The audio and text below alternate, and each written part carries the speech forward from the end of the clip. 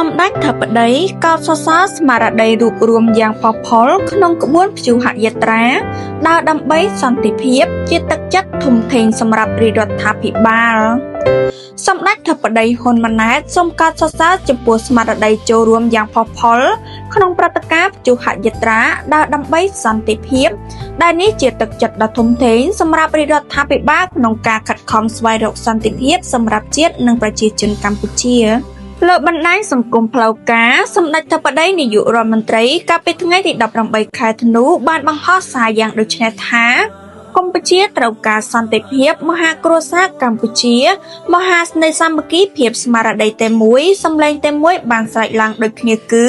កម្ពុជាត្រូវការសន្តិភាពសូមផ្ញើជូនពិភពលោកពីបេះដូងដ៏បរិសុទ្ធនិងចេតនាដ៏ស្មោះស្ម័គ្របំផុត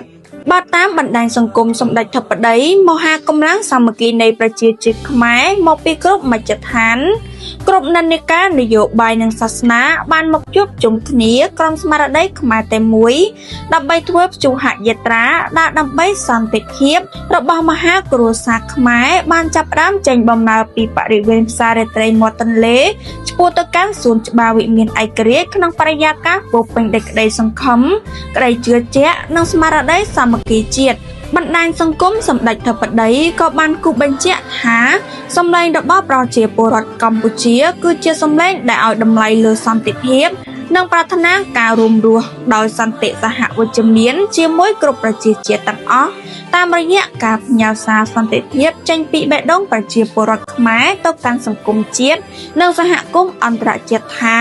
កម្ពុជាមិនចង់ឃើញការបំផ្លិចបំផ្លាញវិនាសកម្មនិងការបាត់បង់អាយុជីវិតណាមួយឡើយទោះជាក្នុងកលៈទេសៈឬបរិបទណាក៏ដោយ